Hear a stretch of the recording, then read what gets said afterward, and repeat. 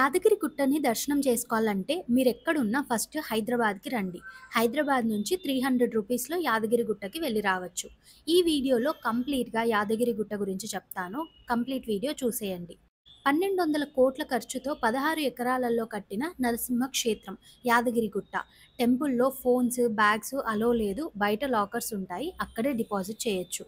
Slippers, bags and ఫోన్స్‌కి each ఐటెమ్‌కి 10 rupees తీసుకుంటారు. టెంపుల్ 7కి ఓపెన్ చేస్తారు.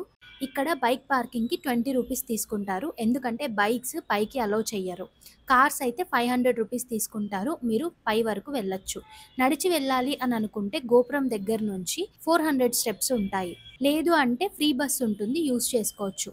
ఆలయ పురాణం. తెలుగు స్టేట్స్‌లో నరసింహ క్షేత్రాలు ఎక్కువ. దేశంలో నవ నరసింహ ఏకైక క్షేత్రం అహోబిలం. ఆ తరువాత అంత ప్రాముఖ్యత ఉన్నది యాదగిరిగుట్టకే. ఎందుకంటే ఇది పంచ నరసింహ క్షేత్రం. సృష్టికి పూర్వం శ్రీ మహావిష్ణువు నరసింహ రూపంలోనే బ్రహ్మకు దర్శనమిచ్చాడంట. దీనివల్లనే బ్రహ్మకు వేద దర్శనం అయిన తరువాత సృష్టిని మొదలుపెట్టారని, అంతటి ప్రాముఖ్యం ఉన్న అవతారం నరసింహ అవతారం. అలాంటి నరసింహుడు వెలసిన క్షేత్రం యాదగిరిగుట్ట. రామాయణ కాలం నాటి విబంధక ఋషి తన పుత్రుడు అయిన ఋషిముఖుని కుమారుడు. అతనిని యాద ఋషి అని కూడా అంటారు. చిన్నప్పటి నుంచి నరసింహుని భక్తుడైన అతడికి ఆ స్వామిని దర్శించుకోవాలని బలమైన కోరిక ఉండేది. మరి నరసింహస్వామిని అన్వేషించటానికి అడవులు, కొండలు, గుట్టలు తిరిగాడు. కానీ ఆ స్వామి దర్శనం మాత్రం కలగలేదు. ఒంటరిగా అలా వెతుక్కుంటూ ఆ మహర్షికి యాదగిరి గుట్ట మీద ఉన్న రావి చెట్టు కింద విశ్రాంతి తీసుకుంటున్నప్పుడు నిద్రలో ఆంజనేయ స్వామి కనిపించి, నీ పట్టుదల నాకు నచ్చింది, నీకు తోడుగా నేను ఉంటాను అని అంటాడు. మరి ఆ విధంగా మహర్షి కఠినమైన తపస్సును ఆచరిస్తాడు. కొన్నాళ్లకు ఉగ్ర నరసింహుడు ప్రత్యక్షమవుతాడు. ఆ ఉగ్ర రూపం దర్శించలేక శాంత రూపం దాల్చమని అడుగుతాడు.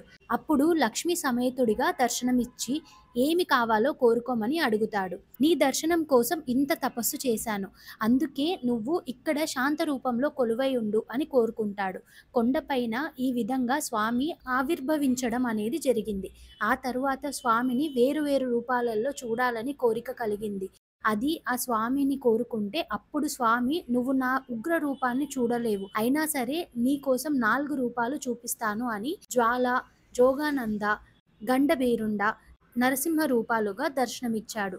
ఈ యాదాద్రి శ్రీ లక్ష్మీ నరసింహస్వామి ఆలయం, ఈ ఆలయాన్ని పంచ నరసింహ క్షేత్రం అని కూడా అంటారు. ఈ గుడి కోసం గవర్నమెంట్ 1200 కోట్లు ఖర్చు పెట్టారు. 28 మార్చ్ 2020న ఈ టెంపుల్ ని ఓపెన్ చేశారు. ముందు ఇక్కడ గుడి 2 ఎకరాలలో ఉండేది.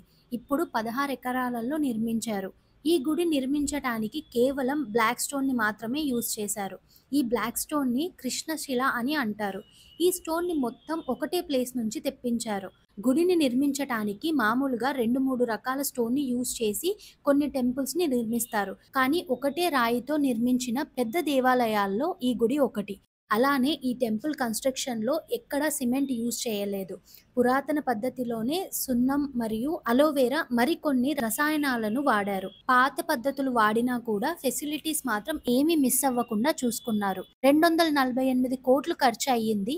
మామూలుగా ఇలాంటి టెంపుల్‌ని కట్టడానికి 30 ఏళ్లు పడుతుంది. ఇప్పుడు ఉన్న అడ్వాన్స్ మిషన్స్ వల్ల 5 ఇయర్స్‌లోనే కంప్లీట్ చేశారు. ఎవ్రీ ఇయర్ మార్చ్‌లో బ్రహ్మోత్సవాలు జరుగుతాయి. ఈ టెంపుల్‌లో మొత్తం 600 విగ్రహాలు ప్రతిష్ఠించారు. ఎదురుగా ఆ కొండపైన కనిపించేదే శ్రీ యాదాద్రి నరసింహస్వామి ఆలయం. హైదరాబాద్ నుంచి యాదగిరిగుట్టకి ఎవ్రీ 30 మినిట్స్‌కి బసెస్ ఉంటాయి. Ticket 80 rupees. యాదగిరిగుట్ట బస్టాండ్ నుంచి టెంపుల్ పైకి ఫ్రీ బస్ ఉంటుంది. ఆర్ స్టెప్స్ ఉంటాయి, అలా కూడా వెళ్ళొచ్చు. రిటర్న్ కూడా సేమ్. యాదగిరిగుట్ట నుంచి హైదరాబాద్‌కి ఫ్రీక్వెంట్‌గా బస్సెస్ ఉంటాయి. 80 రూపీస్. మీకు ఇంకా ఏమైనా డౌట్స్ ఉంటే కమెంట్ చేయండి. అండ్ డీటెయిల్స్ అన్ని డిస్క్రిప్షన్‌లో ఇస్తాను, చెక్ చేయండి. Thank you all.